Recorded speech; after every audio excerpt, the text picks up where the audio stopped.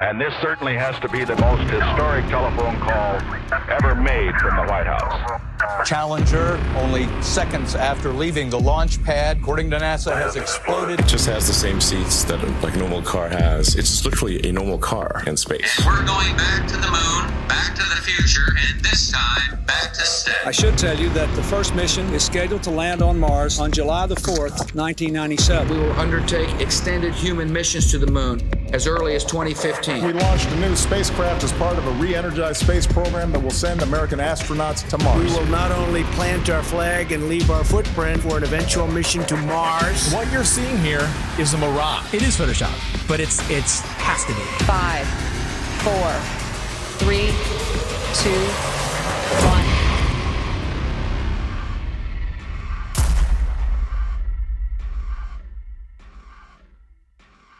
The one thing globe believers need to understand is that you don't just take the spinning ball Earth and flatten it out and put it back in the heliocentric model. Like it's just the only misfit planet and it's flat and the rest of the planets are round. No flat earther has ever said that. No flat earther will ever say that because it's not what we believe.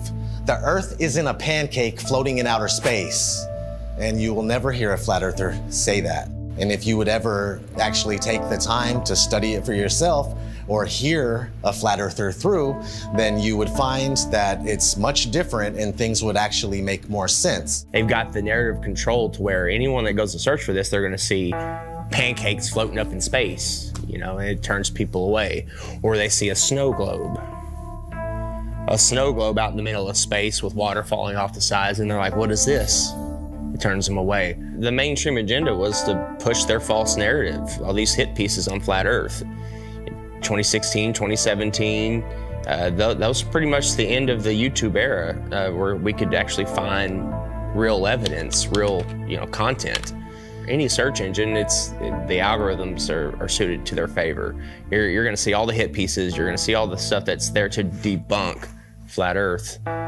So it's just, it's almost impossible to get the real information. YouTube played their part in it, and not just cherry picking which videos they wanted to show, but deciding whether or not they wanted you to subscribe to somebody. So on several occasions and with several different content creators, I'd press the subscribe button to then find out several days or several weeks later that I couldn't find that content creator, assuming they'd either been deleted or they'd been censored beyond belief.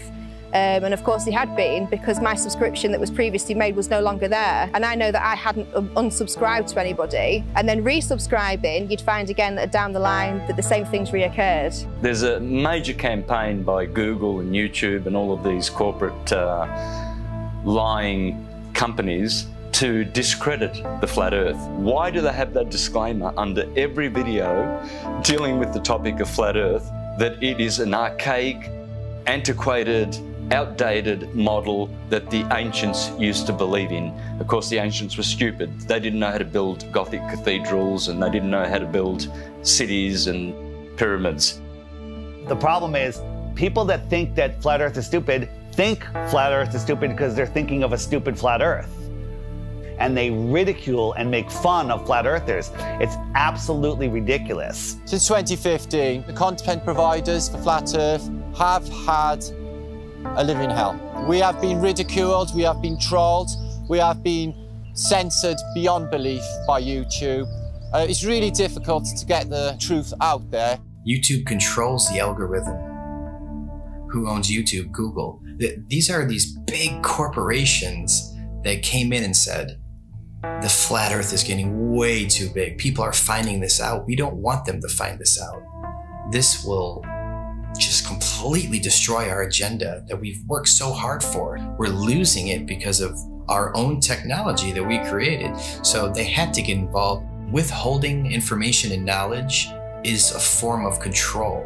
Now, for new people coming into the subject, if you research flat Earth, the Google analytic will give you government hate propaganda against the flat Earth truth. If you go to Google and try to find anything flat Earth related, then the first thing that's going to pop up is the Flat Earth Society. And that is something that has absolutely nothing to do with this movement. In fact, it's a completely made-up organisation in order to deter anybody looking for some sort of truth. So that you'd first of all get to that page, you'd see these ridiculous accusations and this spinning disc illusion that's going upwards in space that I can assure you nobody believes in. If the globe model was as strong as they claim to be, then there wouldn't be so much concern with anybody talking about a stationary Earth model. Now, everything's fine in court until somebody walks in with a load of shit on you. Everything's fine until somebody out there has evidence that's going to prove you guilty. And that's when you start acting suspicious. That's when you start panicking. That's when you start putting damage control out there, which is inevitably what these bots are, what these trolls are on social media, and of course, the algorithms. This is just a new lie that was started in the 20s, and even before then, they weren't really teaching anything about the world and where we were. It was just common knowledge. One of the main arguments that globe believers come at you with is we've known for 2,000 years. Aristophanes figured it out with his sticks and shadows. Well, Aristophanes may or may not have been a real mathematician. He figured out the shape of the Earth. That would have made him the Michael Jordan of mathematicians, but nobody ever mentioned him in a book until the mid-1900s. What's crazy is I've talked to some elderly people, and they've told me that back in their day when they were in school, they didn't even learn about people like Copernicus or Galileo. Everything's up for grabs at this point. People like Christopher Columbus and any other figure in history could be totally false or created just for some sort of agenda. This is everywhere. We found somebody in Croatia. They said they were teaching flat Earth through the 1930s. Most people think that this flat Earth versus globe Earth has been going back and forth for thousands of years. No, it has not. This is a brand new deception. They come up with these stories, these fictional stories, fictional characters, to reinforce that we live on a ball. All of our globe provers, Galileo, Aristophanes, Copernicus, the pictures of them show that they're Masons, but I contend that we don't even know if they're real. All of our history is a lie. I've met people that said that they were taught flat Earth in the early 1960s in school. They were taught flat Earth and globe Earth, and then it kind of just went away. I interviewed Ruth, a 102-year-old woman, back in February of 2020, and she was taught flat Earth in public school in Connecticut. Tell me your name. Ruth Heath. Ruth, and how old are you today? 102. 102. So you were born in 1918. 1918. And we were just talking, and I asked you what shape the Earth is, and what did you say? What were you taught in school in elementary school? I was taught in school that the Earth was flat. Where did you go to school? Elementary school? I went to Spoogland School in Hamden, Connecticut. So how does it make you feel to realize that you were right as a kid? It makes me feel better. It does make you feel better, right? Oh, it makes me feel alive. Oh my God, that is so true. My whole life, I believe, you know, what I was taught. That's and then right. when I discovered the flat Earth. You feel better about it. Because we are the center of creation. That's right. We are important. That's right. We are here. We are God's children. And when all the problems that are happening in this world today. I'll give you some good news. A lot of the problems that they report on the news aren't even real. That's right. That's right. They're just keeping us in fear. Keeping up. That's right. That's right. That's right. I understand that. I understand. They just say what they want people to know. That we never went to the moon? That was all fake? Is that right? That's correct. I saw that all happening. Yeah, so did I, and we all believed it, but that was just to reinforce that people to believe they can live on a ball, they can walk on a ball. It's such a lie. It's such a lie, but knowing the lie is like going to a magic show. I woke up. Yes. That's what we call it. We call it red. This is your moment of waking up. Oh. It's when you go to see a magician and you know how the tricks are done, and the magic no longer works on you, and you're free from the illusion. So knowing this is going to free your heart. Cry. Yeah, it's okay. It makes me cry. Happiness. Yes. Tears of joy. Yes. Thank you. All right, give me a hug. Here we go. All right. Rockefeller seems to have a role in this. He started the General Education Board and continued being involved with the educational system. The fact of the matter is, the people that have been in control, they're in control now, and they're going to continue to be in control, whether they pass it down or change the name, whatever it may be. But yeah, I mean, whenever Rockefeller's name is tied to something, it's always something to question, that's for sure. That's a huge red flag for me, that they can come in and change everything we know, all of history, and turn it into deception, and keep teaching the deception over and over and over again until it becomes the norm. The same man who said that he wanted a nation of workers and not a nation of thinkers. This was the same person who was found guilty of antitrust violations around the turn of the 20th century, who then went on to get his fingers in all of the education systems, of course with the promise of, I'll give you money, I'll make sure that your school has everything that it needs as long as you push these textbooks, as long as you push these narratives and you push these ideas. I'm going to give you a nation of workers and not a nation of thinkers.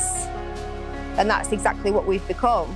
Now, this should tell you something, why we can't talk about, literally, the thing that we're standing on. Why is that? Knowing that there is a creator, absolutely, that is one of the main reasons to hide this. But, you know, at the same time, it's nowhere near comparison when 1 billion people find out that there's more land. It's about hidden land. I think there's possible they could be hiding land in here somewhere with us. And I think that the Antarctica Treaty is very, very, very sinister, and there must be something else going on. They went really tough with their implementation of the Antarctic Treaty and everything else, and just to keep people away from the truth. They didn't want people to know about more land. Haven't we been fighting over land forever? Isn't that what always happens? Countries fighting over land, but not on the outskirts of Antarctica. Oh, no, no, no. No fighting there. They're all in agreement. You can't go there. You can't explore any of it. That treaty was in effect in 1959. It can't even be questioned until the year 2041. The longest lasting treaty that all of the world signed on to at the same time and is still in place. Antarctica is the container of our world oceans. What is beyond Antarctica? Why is the government hiding Antarctica from us? Why is Antarctica completely off limits except for taking a tour of a little peninsula off of South America, which is nothing? And people go, well, you can go to Antarctica. We spent months trying to actually do it. Yeah. I was going to send a crew. They won't call back. You can't even go there. There's one peninsula where you look at penguins. Exactly. So then you think, I have some friends that went to South Pole. Yeah. They put them in that little island with penguins. You can't just saying you went to Antarctica and you walked around it. He's like being in New Jersey and saying you were chilling in California. It's huge. There's about 100 different companies that you can spend a lot of money to go on a little guided tour of just that peninsula, but all of those companies are owned under one umbrella. One person controls them all. They don't let anybody explore Antarctica.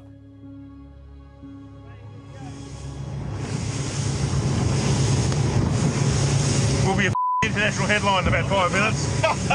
Australian Navy ship shooting. Facing our way. Bad boys, shield. Is it? The turret is turning our way. The turret's turning at us. Boy, we should hide Adrian in case they think we're trying to kill him.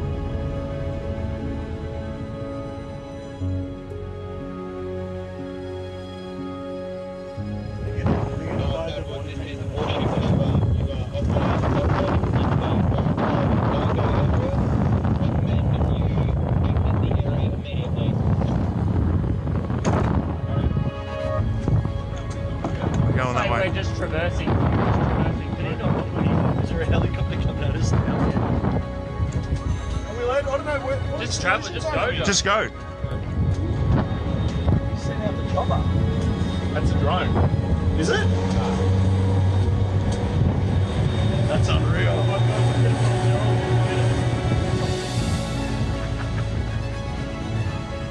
When people say, why the lie? One of the main answers is they're hiding more land. What if we can truly become free. The whole reason for this is because of more land. Because think about it, if there's more real estate, if there's more resources, natural resources, if there's more food for our starving children, if there's more space, more room for us to get away from the trafficking, if there's places where we can go and other civilizations we can be a part of, where they don't charge you for water, they don't charge you for free energy, they don't charge you for property taxes. What if there is more land? Nobody can go explore Antarctica, period. Because if humanity found out there's more land, then the heliocentric theory is gone. They can't start adding more continents on the bottom of a ball. It's just, they wanted it silenced right away. There is evidence out there through old maps, namely the 1,000-year-old Japanese Kawabashi map, which shows continents and lands outwardly of what they call the ice shelf or the ice wall. So why are they teaching the globe model? Well, you see, the globe is a container, and it's a container of all the known land. The Jesuits and the Freemasons, they needed a new model because they wanted a new world order. Because right now on a ball or in a snow globe, there's only 7 continents. That's all there is. So everything is very limited. We have a limited supply. Resources are very scarce because the Earth is a globe, right? It's cut off, everything's cut off. If you open it up and there is more land, then there's plenty of resources. More land means more resources. Well, that's huge if they're hiding something like that. There's a scene in The Truman Show where Truman is like, I want to be an explorer when I get older. I like to be an explorer, like the Great Magellan. Oh, you're too late. There's really nothing left to explore. Imagine if there's like all these beautiful places to explore still, and finding out that there's all this land, it just opens up the door for discovery again. Have you ever heard of the eyewitness testimony written in the books, The Iron Republic, The Smoky God, Worlds Beyond the Poles?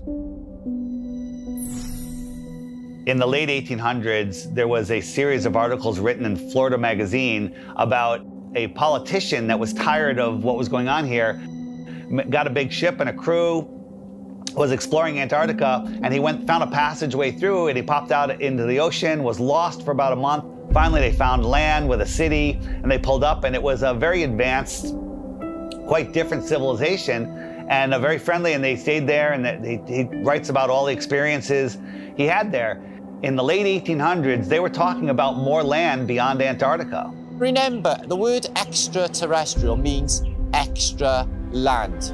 They're telling you that there's more land in here that they don't talk about. There could be more land in some of the oceans where it's just all blue on the map.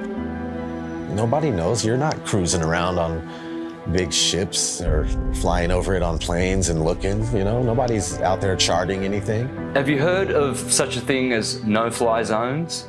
For instance, you can't fly in certain areas near the Arctic Circle or the Antarctic Circle. The reasons being is because there are lands there that we're not supposed to know about. They don't want those lands to be discovered. All these corrupt systems that are stealing money from us, kidnapping our children, just doing horrible things. They rely upon the cattle staying on the ranch, the slaves on the plantation.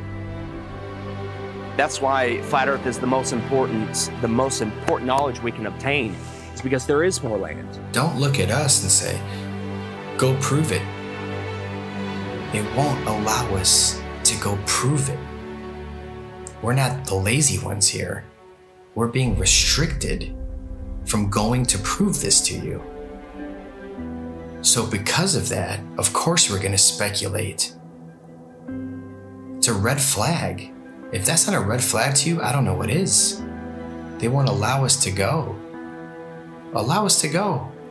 If we go and there's nothing there, I'll admit I'm wrong. But all signs point to that they're hiding more land. You have to have permission to do everything. You have to have permission to marry the love of your life. You have to have permission to travel down the road. When we have the inalienable right to travel from point A to point B, you people think you're free? You're not free. You're free-range chickens. That's what you are. You're free-range chickens held in an area. You're not allowed to go past it. If not, you go to jail or you get shot. Stay on the plantation, do what you're supposed to do, pay your taxes, and shut up. Right? Well, if there is more land, and I sincerely believe that there is, then that's the perfect reason to lie to everybody. And it's not just about hiding a place for more resources and where else we can go and dig for gas and gold. It's not about that. They're hiding freedom.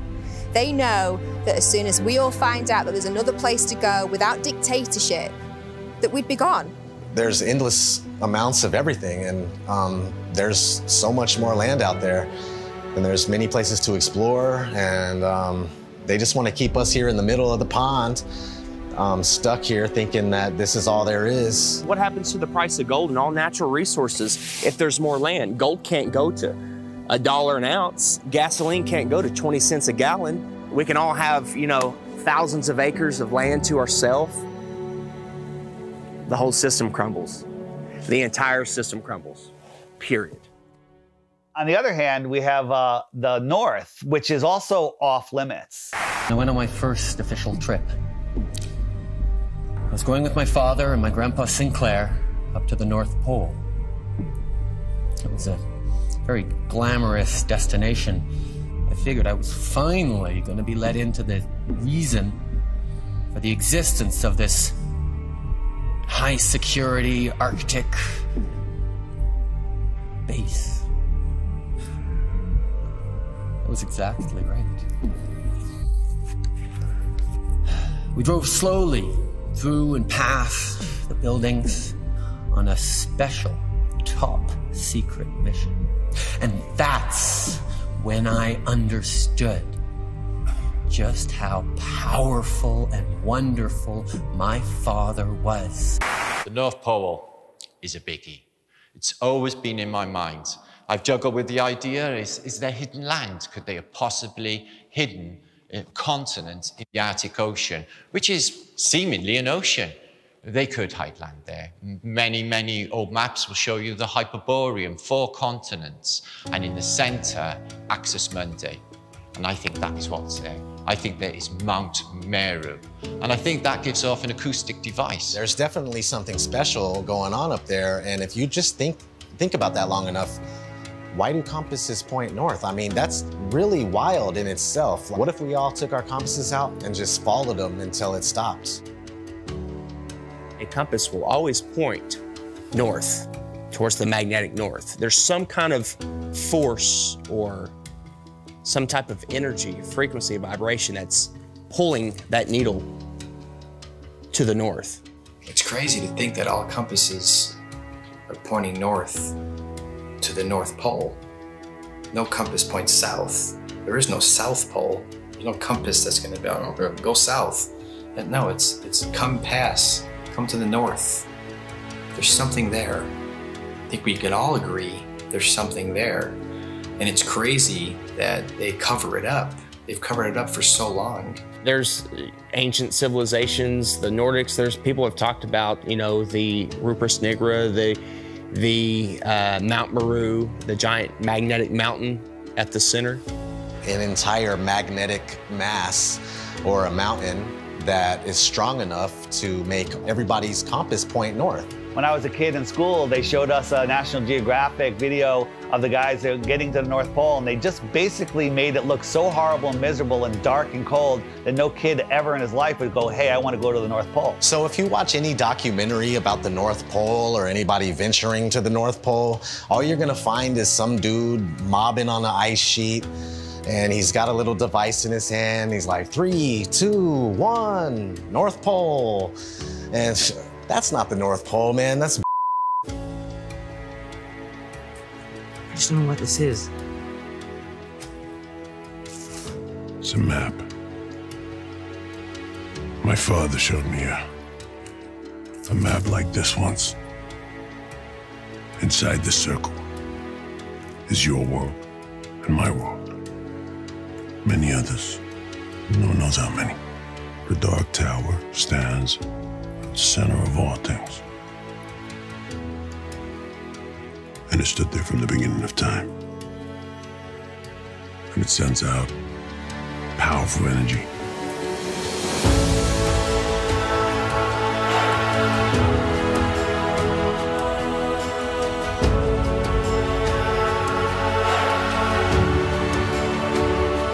I think that there's possibly a North Pole hole, part of the electromagnetic torus, which gives off a green light, which you see as the Northern Lights. The North Pole is the center of the Earth. It is a hyperbola. Because we live in a toroidal field solar system, there must be a plane of inertia intersecting it in the middle, and there must be a hyperbola, hourglass, in the middle. In the Srimad Bhagavatam, Canto 5, it calls this Mount Meru. And why are we not allowed to go anywhere near there? Well, simply because you cannot go there. It is a magnetic toroidal hyperbola. Therefore, there is no way that you can fly anywhere near the North Pole in the center of the Earth. Admiral Richard Byrd said he found more land in the north as well as the south. There's a book called The Smoky God of a father and son that ended up finding more land in a race of giants with technology beyond your wildest imagination. Cartographers have charted, maps with land in the center, where all compasses point.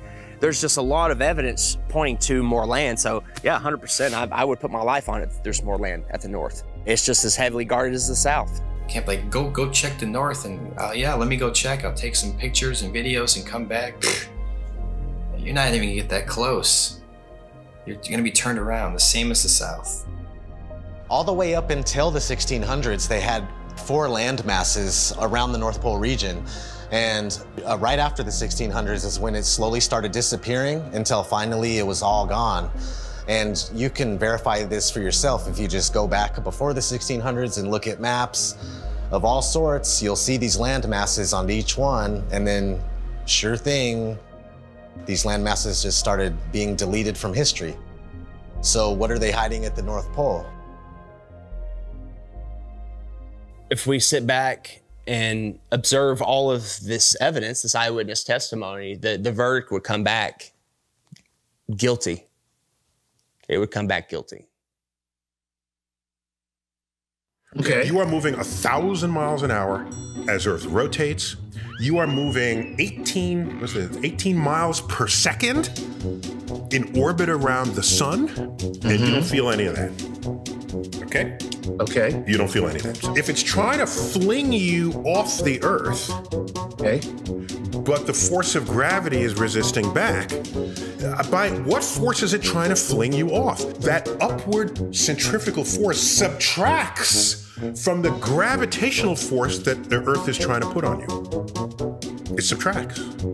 Okay. So Chuck, what do you weigh here and now? 192 pounds. Yeah. I'll give you the 190 pounds, okay? Okay. So if you do the math, you run to Ecuador, because we're in the Western Hemisphere, so let's stay there. You run to Ecuador, you will not be 190 pounds. You'll be like 185 pounds. What? That's how significant it is. That's if I did my math correct, and I think I did, there are pounds less that you weigh for living on the equator than for living anywhere else, simply because the spinning Earth is trying to fling you off. Nice. Yes.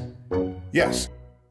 If the Earth is spinning at 1,000 miles an hour in a curved trajectory, we're dropping at a rate of miles per minute. But somehow none of that inertia affects these rocks here, which are perfectly balanced. The fact is, the Earth is stationary, and that is scientific, not pseudoscience. In 1879, George Airy, astronomer royal for 49 years, who did a telescope experiment and proved that the Earth was stationary.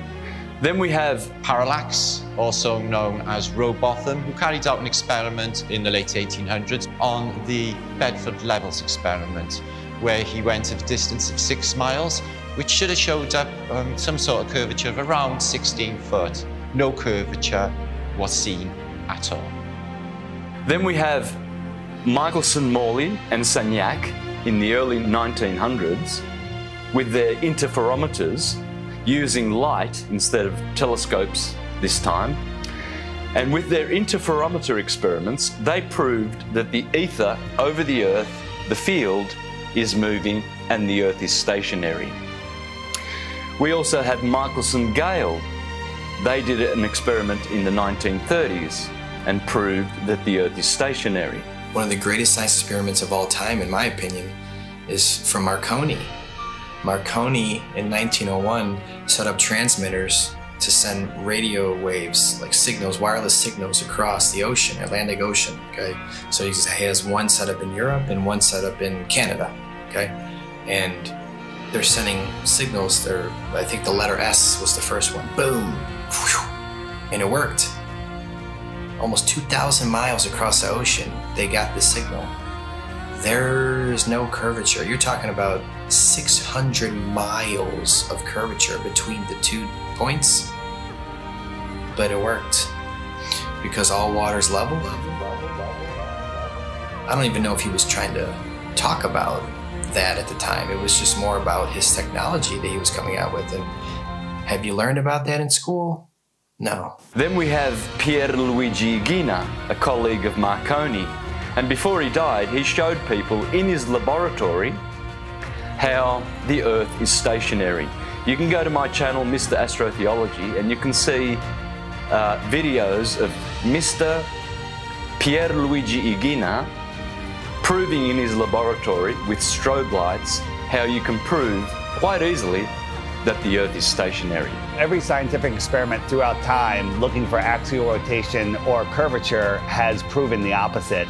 They don't teach this in schools. Any observation, when you go outside on a calm morning, you can see a perfectly glass lake. And your senses will tell you that, nothing is moving. We, stationary Earthers, we have science, real science, on our side, and the globies have pseudoscience.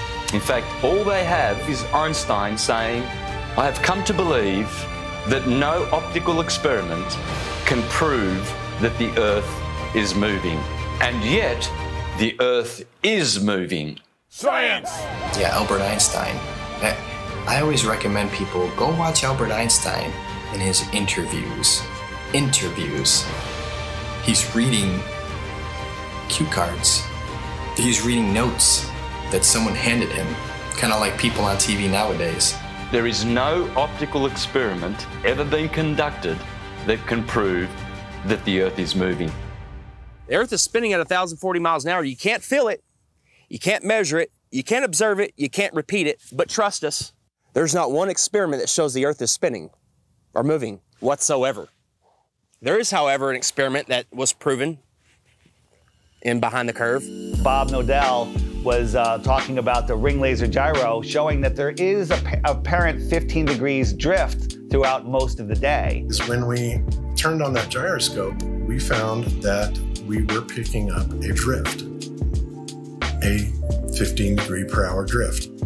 And this was taken out of context. It was later, the experiment was done at a higher altitude and it showed a different rotation speed, which absolutely proves it's not the Earth that's moving, that it's the ether that is spinning above us. Netflix is mainstream. Netflix is the alternative mainstream narrative. Netflix can't go against the grain. They'll lose their contract. A documentary, like a mockumentary.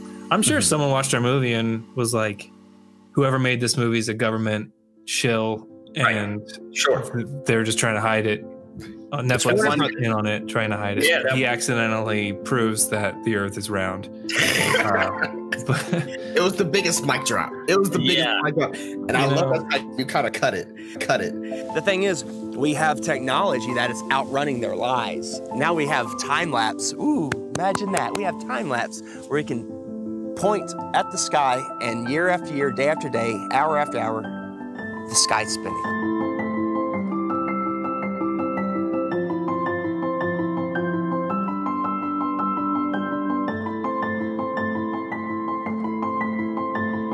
Every day there should be different stars random stars in the sky if we are traveling at 650 million miles an hour, which is Mach 870,000. Do you really believe that every year we move through space at 5.5 trillion miles every year? And yet every year the same stars keep turning over our Earth. Aries, Taurus, Gemini, Cancer, Leo, Virgo, Libra, Scorpio, Sagittarius, Capricorn, Aquarius, Pisces, year after year after year, and yet none of those constellations distort, change shape, get brighter. There has never been, in recorded history, we have never seen any star get brighter or dimmer or any shape of those constellations which are still recognizable today as they were thousands of years ago. They never suffer any parallax or distortion. Polaris has never moved in all of recorded history. Point your camera up at Polaris and do a time lapse and watch God's perfect timepiece spin above you.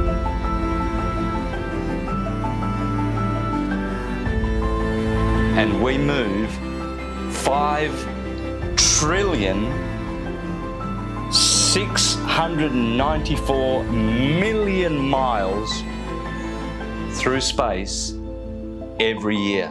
Congratulations to you if you believe that. It's called education, indoctrination, and dumbing down.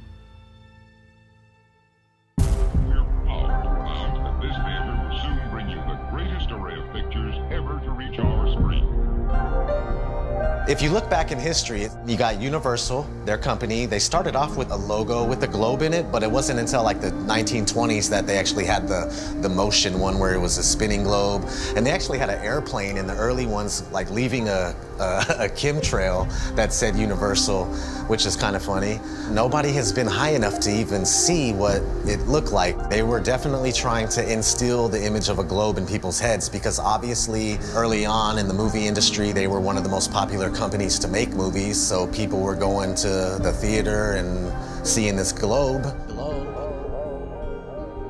So they're showing you a globe before every single movie to program your mind. They were showing this globe before they even went up there to see what it was. I think the first man ever to go up and check is Picard going up there. I mean, that's a story we're not taught in school. From the practical point of view, Professor Picard's experiment is of the highest possible importance. These timelines, these dates, these are facts. We got Auguste Picard coming out in the 1930s in an actual publication by a science journal saying that the Earth looks like a flat disk with an upturned edge. Besides Universal programming you, you had Walt Disney programming you with space documentaries for almost 15 years straight. Some pretty crazy propaganda in the 1950s.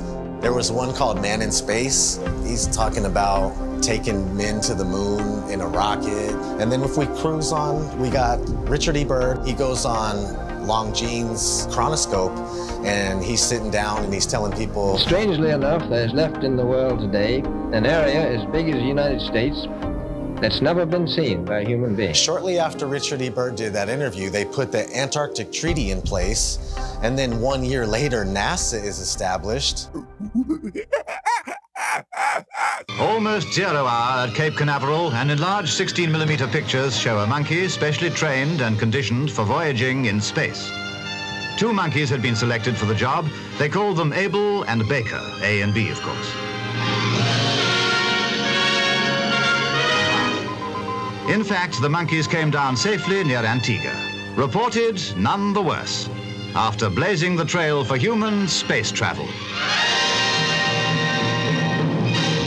They come in and they're the gatekeepers for your mind. Like, they're making sure that people think that they live on a spinning ball. And that's their sole purpose, that it has always been their sole purpose.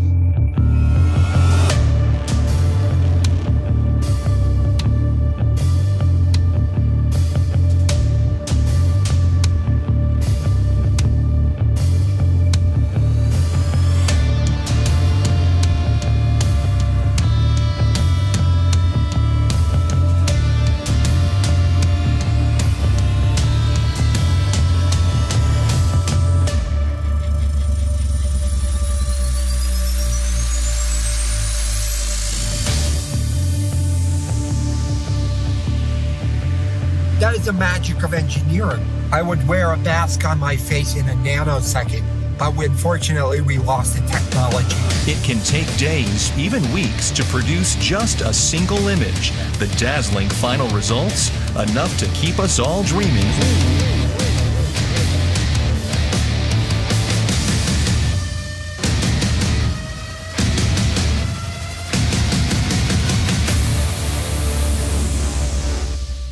NASA is hiding the frickin' flatness of the Earth. Why? It's okay to say, I have a fisheye lens, right? Because, yeah, fisheye lenses are useful. You know, you get more, you know, in architecture or, you know, realtors use them. But when you're doing it too much and you're not really coming out and saying why, questions build up.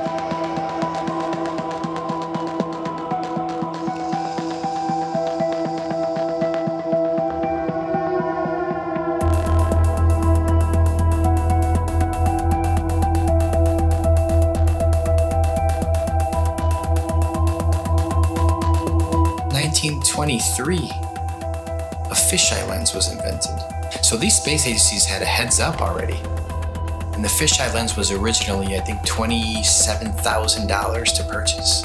And this is in 1923. I mean, today that's about, what, 100 grand, 200 grand equivalent in cost? And people would tell me, Hibbeler, I'll give you that. NASA is a lying government entity, right? But what about Red Bull? Red Bull is just an energy drink. And I saw Felix Baumgartner jump out of a space capsule. Flat Earthers did a great job of debunking that. Of course it's a fisheye lens, it's not even a question. What most people don't know is that Neil deGrasse Tyson, you know, the science priest of modern day, that everybody loves and they listen to him. Oh, he's so smart. Well, he is a smart man in the sense of he knows that we debunked the out of that. And that dude who jumped out of a perfectly good balloon, Felix Baumgartner, edge of space jump. Now, you know, I don't. It's he wants to. I don't have a problem if he does it, but the honesty of it would greatly diminish what I think people thought he was actually doing. And not only that, they made sure to photograph him standing there with a really wide-angle lens, which curves horizontal lines. So in the photo, you see this curvature of Earth's surface, and he's like, wow, he's in space, look at that. No, he's not. At that height, you don't see the curvature of the Earth. You just don't. That stuff is flat.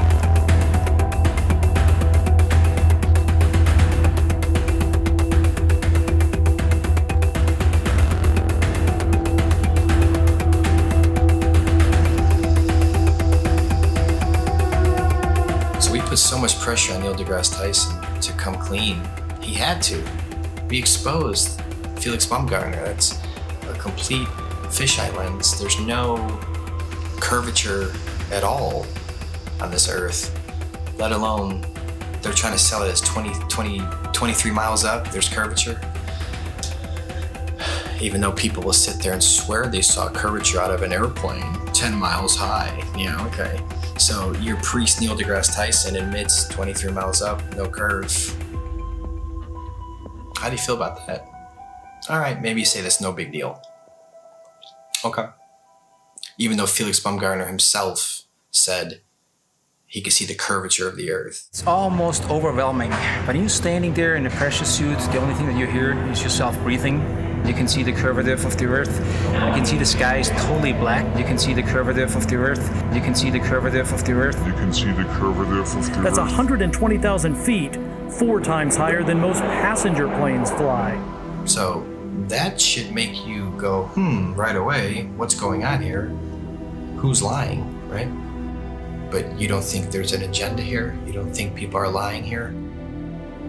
Fast forwarding to recently, Richard Branson, his Mr. Billionaire himself. Officially the first billionaire to travel to space, so Richard Branson.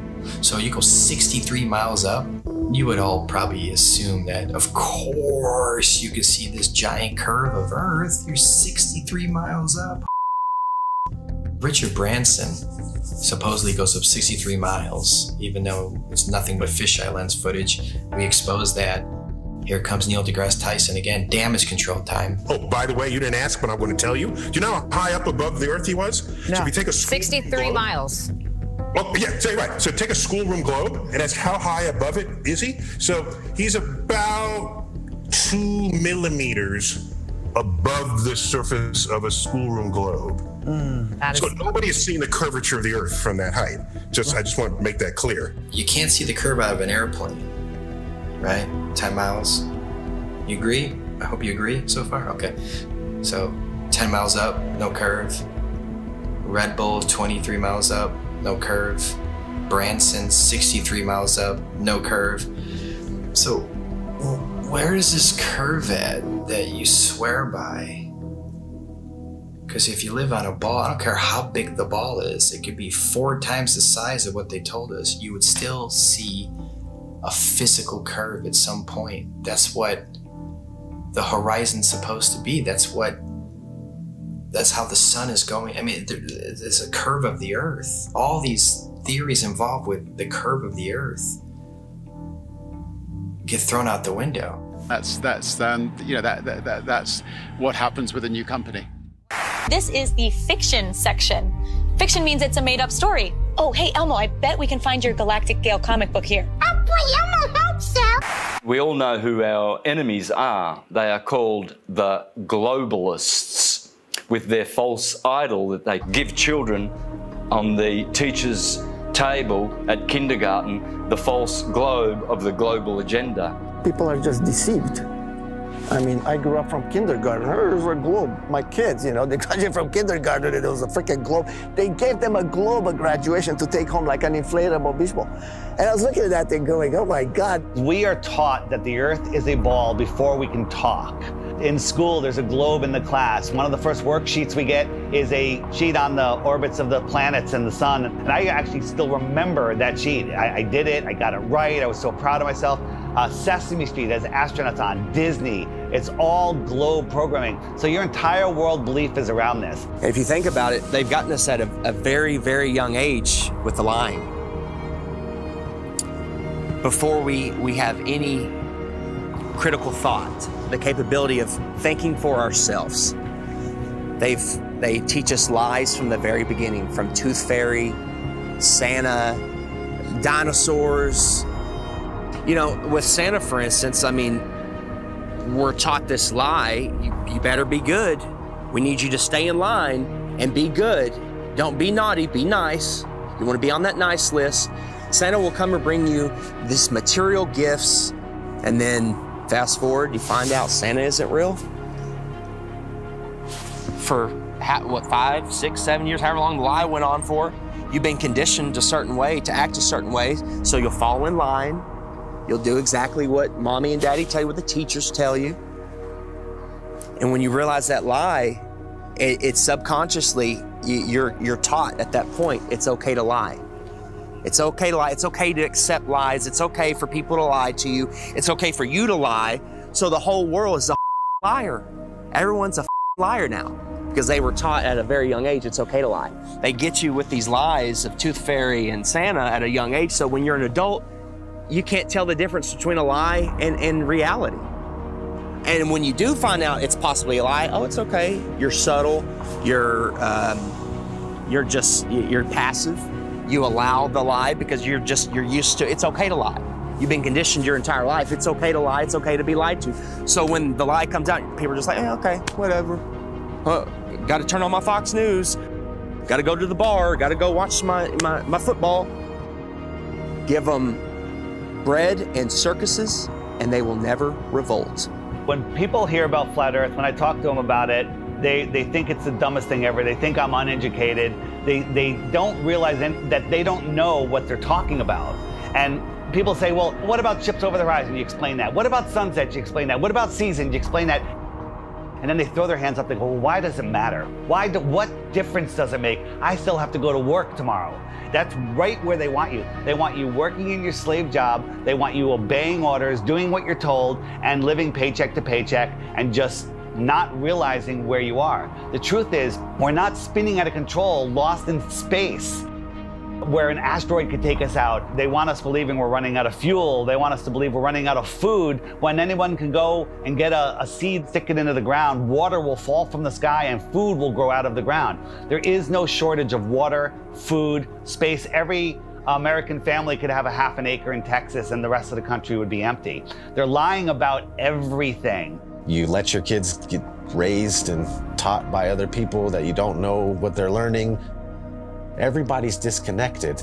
There is no harmony or anything going on with human beings. We're all scattered, disconnected, and pretty much what they're doing with teaching us this whole lie about the Earth being a ball, and you're flying through outer space, and dinosaurs used to roam the Earth, and if these powerful beings could get wiped out by a comet, then what are we going to do if a comet comes? We're done. So the heliocentric model not only manages to keep us all completely worthless floating amongst the stars in space, but it also keeps us in fear that we're either going to knock into something in the future, or there's going to be something that then bangs into us that causes some sort of horrendous collision and we're all going to die, or maybe, you know, some cartoon satellite has found another planet where there could be like flesh-eating monsters on there, and it's, you know, some sort of crazy that they throw down your face and try and say, you know, this is, as well as everything else that you're scared of, keeping your house, keeping your health, keeping your family together, there's also a chance as well that some rock may fall from the sky and kill you tomorrow. Another thing people don't know is that not only in 1920 did Rockefeller change all the textbooks and come up with his own agenda of what they want you to know, but there was a man named George Lemaitre. I felt like, you know, Einstein passed the torch to him or something. They were good friends, apparently, and George Lemaitre was a Catholic priest. Yeah, a Catholic priest.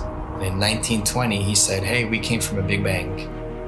It's all about 1920 was a crazy year, huh? 1920, they said we came from a Big Bang. We exploded from nothing. Well, how do you prove that? Well, no, you can't, but that's what was stated. So here's this Catholic priest where, in my opinion, they knew that even though non-religious people knew the Earth was flat and stationary, they were trying to group, just call flat earthers at that time. They're flat earthers, they're all religious people. So let's bring forward a Catholic priest. Look, he's not a scientist. He's not government, he's a priest. He's Catholic, he's holy. This is brand new. This isn't thousands of years old. This isn't, the Big Bang's been around for thousands of years. Heliocentrism has been around for thousands of years. No, they create fictional characters, Galileo, Copernicus. They create characters to support the New World Order, their agenda. The way they change the entire school system and structure of what we know and all the information and knowledge that we obtain. If it's false, then yeah, they got their goal. A nation of workers, not thinkers. No one thinks. What's the circumference of the globe? I have no idea. How fast is it spinning at the equator? Don't know. How fast is it orbiting the sun? Cody?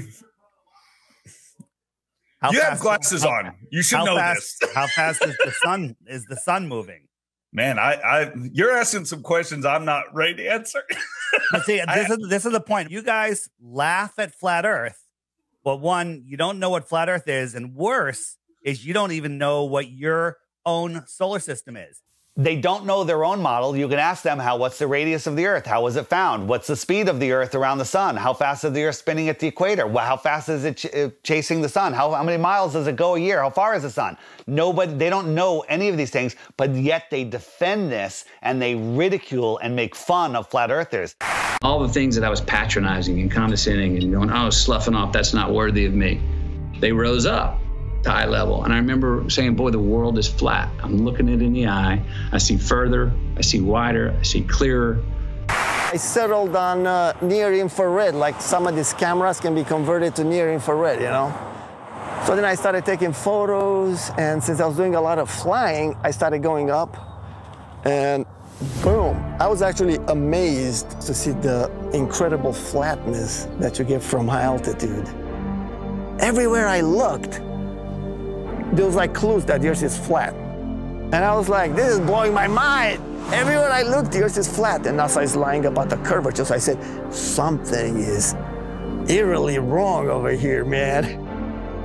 When I saw across the Gulf, right off the coast of Texas there in Louisiana, I was flying to Orlando, and I saw all the way out in the distance, and you could even see the rays of light at a different angle. That tripped me out. But if you really go up high, then you realize, oh my God, the Earth is extremely flat. This would be impossible on a globe. There is no 8 inches per mile square. Equation for curvature of 8 inches per mile squared has been debunked over and over again. The flat earthers with their P900s and their P1000 cameras are constantly seeing things way off beyond the supposed curvature of Earth. In fact, many tests have been done with lasers, cameras, filming mountain ranges 300, 400, 500, 600, 700 miles into the horizon, which are visible and shouldn't be visible if we were living on a globe. This is how much distance he covered with his camera, and he could see from here the Rocky Mountains. There you go.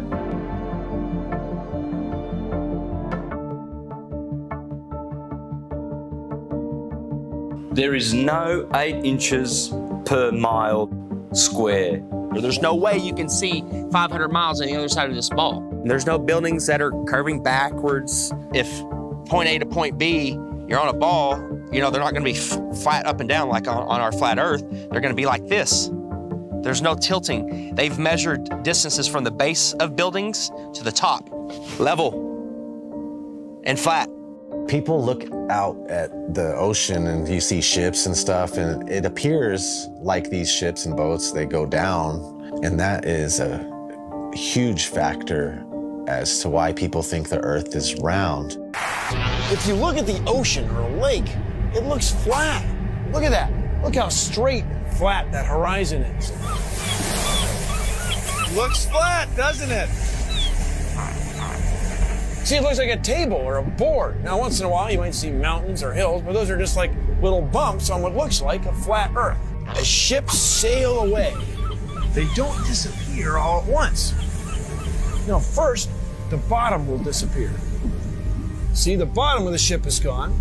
Now we can see midway up, and then the whole thing disappears. So people realized that the world is curved. I mean, it's a big curve, but it's curved.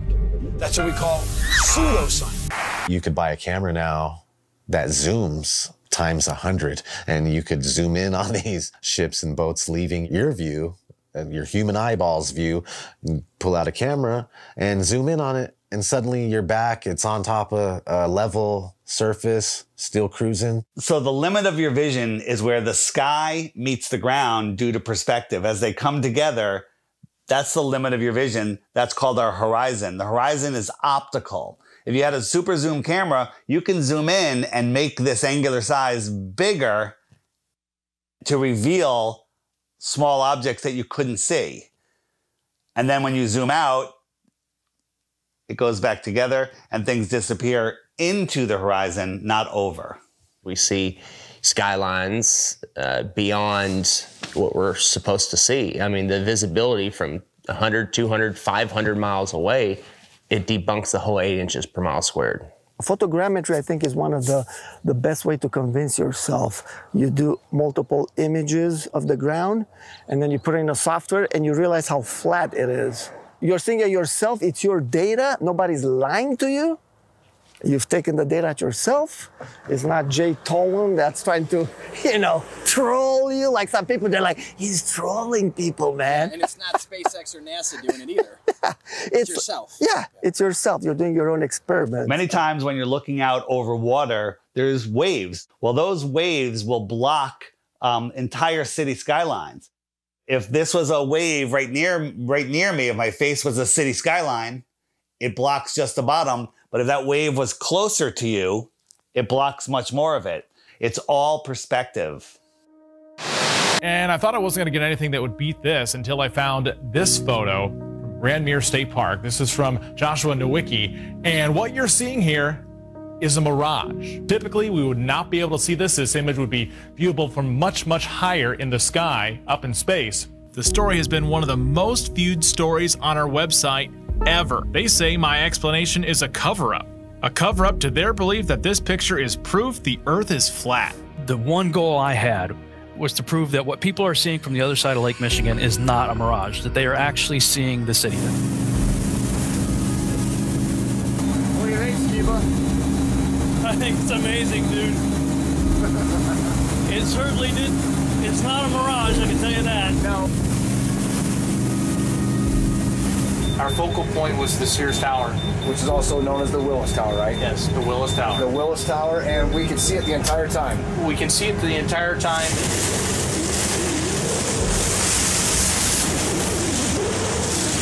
That's not a mirage. That's not a mirage. Whatever you're looking at. See it? Yeah. That's that. You see that bridge? It's not a mirage. That's the proof right here. That's the proof. I was shocked to find out that there are a number of people that believe the Earth is still flat, and that to them, this is actually proof that the Earth is flat. One person just questioned me and asking me for a retraction of the articles and lies. A lot of people try and kind of be nice about it. Well, are you sure you did it right? And then they send me links that the Earth is flat. And some are just pretty straightforward about it, and they title replies calling me a deceiver, and that I should check my degree or quit telling lies on television. It got me questioning a lot of things. Were my calculations right? No. You can obviously see Chicago from that far away. It really is the Chicago skyline. We can see things farther and farther away than that and prove it. You can prove it yourself. You can go there on a clear day and see the same thing. You can go do the same tests and prove it to yourself. That's the best way to do it, right? Prove it to yourself. You're not taking anyone's word for it. You're doing your own experiment. It's not a mirage. It's not an illusion. It's Chicago from 60 plus miles away. I mean, we could barely see the street sign a few blocks ahead of us on a foggy day. I mean, they're spraying our skies with shit all the time. You can open your weather app right now and it'll tell you the visibility. That's how far they're telling you can see through the weather patterns. There's so many different factors of why we can't see that far. We're not superheroes. I mean, take any flat and level road around your house safely. Test it out, make sure it's level. But you take your camcorder and you bring it all the way down to the ground and you zoom in and you see all this distortion and it kind of vaporizes and globe heads want to add like this bridge is bending around a curve and there's the curve. It's like, no, it's an optical illusion. That's all it is. This has been replicated many, many times. There is no curvature. Stop fooling yourselves. That even something like the sun, when it goes across this huge plane, it sets and it disappears due to perspective. So you're seeing it come and go on such a vast plane. It's so huge that the sun could come through and go so far away that it just goes out of your view and behind so many false horizons, i.e. mountains, trees, forests, city buildings, just really tall things. Keep in mind, the sun is much smaller and close.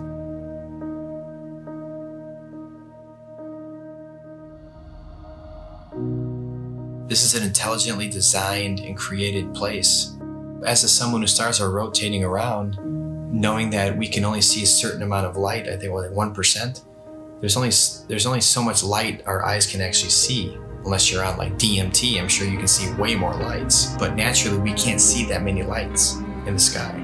All ancient civilizations spoke about other bodies, other lights in the sky that may or may not be visible to us at any given time. It's crazy though, when you see solar eclipse, you don't see the moon at all. I remember as a kid, I like, where's the moon now? And it's like, you just see this black circle and then everything goes back to normal, it seems like. It's like, what the heck just happened? On the total eclipse of the sun, the shadow that the moon casts on the Earth is only 70 miles wide. That is impossible, but then they come up with umbra and penumbra, and it's just stuff to confuse your mind. We have an infinitely far sun sending diagonal rays from the side and straight rays from the middle, and where they cross each other. It makes absolutely no sense. I went live a few years ago on YouTube during the 2018 eclipse in the United States on a live event, and we were all waiting for the moon to actually show up to cause this elliptical, this eclipse, and all we found was no moon showed up.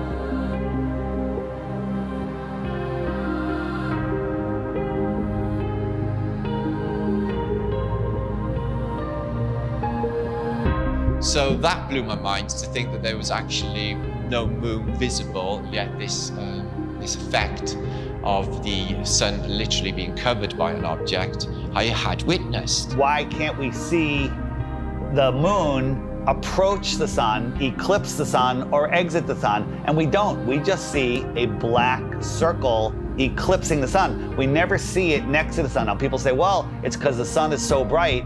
When the moon is totally eclipsing the sun, you should be able to see the features on the moon. You should be able to with a regular camera, with your regular eyes, with an infrared camera, but it has never been seen.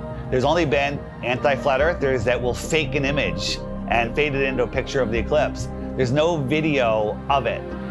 Think about what an amazing video would be if they could film it from the International Space Station or from the moon itself.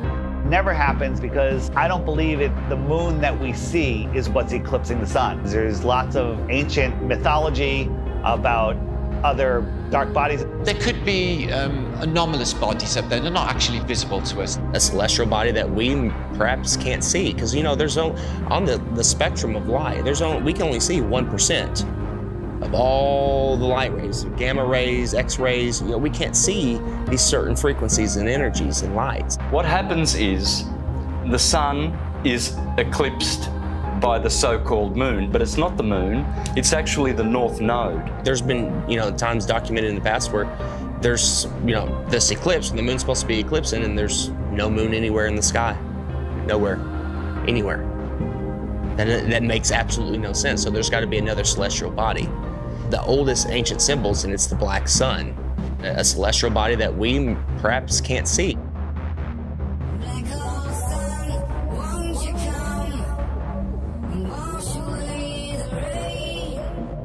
A lot of ancient civilizations always spoke about a black sun. It's like, why are they talking about a black sun for hundreds, if not thousands of years? And that information now is turned into, oh, the black sun is an evil thing. It's like, well, yeah, of course, that's what they're selling it. They're selling it to you as an evil thing to stay away from it. They already don't want you to like the real sun in the sky. They push it so far away. They want you to not care about it. There's a reason it's close to you. There's a reason it's here for us. There might be more suns and moons on the outskirts of Antarctica, on the outer lands. There might be more suns and moons. There might be more suns and moons in our world here, but we just can't see it. And you talk about the seasons itself. Seasons prove the Earth is a stationary plane with a local sun. When the sun is circling over the Earth over here in the Tropic of Cancer, these people here, they have summer. But 6 months later, the sun is over here. It's going around over here. So Australia down here, and South Africa, and South America, now they have summer because the sun is local. It's not 93 million miles away. And the sun and the moon revolving and springing into the center seasonally and then springing back out again. This makes perfect sense than a spinning ball hanging on an invisible skyhook at a degree of 6.66 of a supposed axis, which tilts the Earth. People need to stop defending a theory that they were taught in kindergarten. So at sunrise, every sunrise should be arctically cold, because that is the most severe tilt possible. And to make it worse, in the northern hemisphere, in the helio-nonsensical model, the sun is 3.5 million miles farther away in our summer. But when the sun shows up on the horizon, I can feel the heat on my face immediately. I can get a suntan in June. But in December, at solar noon, when the sun is at its highest point in the sky, I can look up at the sun and barely feel the heat on my face. And also, it's 3.5 million miles closer. The whole tilt thing doesn't make any sense. And when the sun is on this side, it only illuminates this part of the Earth because it's local. And this part is dark, that will be night. So it's quite easy to understand day and night and the seasons and explain them on the flat Earth than it is with the globe model. The sun, moon, and stars are rotating around our heads like a perfect clock, and it goes out of your view as taking the light with it. This is an intelligently designed and created place. The sun does move about 15 degrees per hour through the sky, but when it gets close to the horizon, it kind of stops and it stays there and it moves at a different speed. I filmed this several times with my drone. No humidity and not over water. And it'll just stop and sit there. And then it kind of just fades away as it goes into the distance. But at the same time, because of perspective, I have friends that were down at the beach that saw the sun set 10 minutes earlier from the bottom up. And that's simply because they're looking across a span of water that has a hill with trees, a tree line on it, which is hundreds of feet over their heads. But from their point of view, it's at eye level. And as the sun moves away, it just gets eclipsed by the tree line, which they think is eye level, but it's high up in the sky. Water. It's always flat, always level. So starting at the northernmost point, as far as I can get, of Lake Michigan, and then traveling south, you can see that red line here, that the body of Lake Michigan is 574 feet above sea level, and it's level. There's no change in elevation, there's no curve. This cross-section shows what an undisturbed body of water looks like, and that's level. We know that to be true. There's three properties of liquids. They have mass, they take up space, and they always take the shape of their container. The physics of water is to find and maintain level. So if it's in a cup, to this lake behind me, to the seas, to the oceans, that's why they call it sea level, because it's flat and level. No matter who tries to sell you the idea that water's curving over a ball, it's just not happening. That's the #1 proof right there, just water alone. Water alone proves that the Earth is flat, because water always finds and maintains level, period. Water does not curve. In its temporary state, it's finding its level. Once it hits the ground and finds its level, it remains level. I never even thought of the idea of water maintaining its level, and that alone just like mind-blowing. Like, absolutely, water has to maintain its level. Like, it's always, if it's calm and there's nothing going on, you know, you look at a lake, it's just chilling flat. It has to be. It can't curve. There's nothing you can say or do to ever show water bending or curving. Water needs to be contained. No matter what you do, it's going to remain level. The flat Earth proves beyond a shadow of a doubt the existence of intelligent design, a creator. And we are all important in the center of the universe. Yes, it is absolutely imperative that we know that there is a creator, that the sun, moon, and stars revolve around us, that we have a purpose. We are at the center of the universe. I didn't become a millionaire until I realized I was at the center of the universe. Now I have a purpose. Once you understand that you are at the center of creation, everything changes. And basically, we're unplugging from the matrix. We're unplugging from the heliocentric system. And when you do that, the rulers of this world, you unplug from them. You stop feeding them what they need. They want your fear energy. They want your labor. They want everything from you. And people unknowingly just keep giving it to them.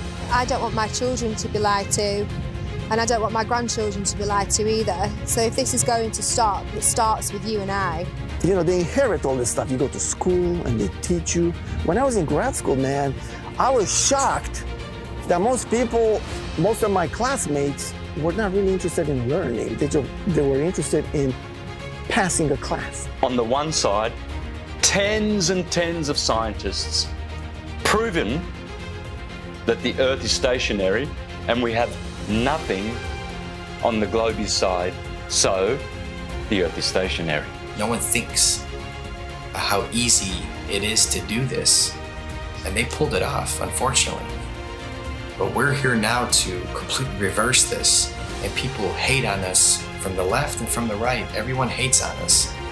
Like, shut up with your flat earth stuff. It's not important.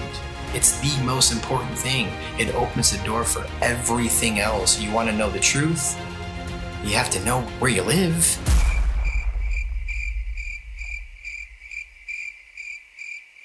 This whole agenda is to keep people disconnected from our creator, you know? They want to just cut all our ties spiritually, and that's one reason why they calcify our pineal gland. They don't care about our health. You know this by look at your water supply. Even the water that you'll drink yourself when you go and buy bottles of it, it's got chlorine in it, it's got fluoride in it. These are all chemical waste products that they then rebrand and put in our drinks and tell you, oh, well, it cleans it. We'll also take away all of the medicine that's kept people alive and well for centuries. And they'll tell you, oh no, that's not good for you, that's not safe for you. Here's our product, here's our petroleum-based medicine that they've been pushing on us for the past 100 years. And of course, look at people's health, look at the world's health. Are we a healthy nation? Is any nation a healthy nation? No. And who's in charge of healthcare? The governments, the corporations. So it seems like everything that they touch turns to shit. So why do we allow them to touch everything? Stop defending Rockefeller, Rothschilds, all these goons, these people that want the New World Order, the modern day people, Bill Gates, Schwab, all these people that they're pushing for it and they feel like it's almost there. And we're sitting here fighting it. We're sitting here trying to wake the world up so we can have a peaceful and loving world again. And you're attacking us. Whose side are you on? We're trying to take these evil entities down that suppress our knowledge. We're trying to give knowledge back to the world so we can become powerful again. If there's more land, if 1 billion people found out tomorrow that they can all go to outer land space and visit other tribes and civilizations and explore technology and animals, the whole system would crumble. And I know there's a lot of people out there, celebrities, people with big shows, big names, with big followings that know the truth of this world, and you're keeping quiet just to protect your little empire. Well, now it's time to say something because the empire is falling. If we don't do something now, all of this is going away and they're taking over this world. So speak out. It just takes one celebrity, one person with a big following, and then it goes viral and then the entire system collapses. All of this world control is based on the heliocentric lie.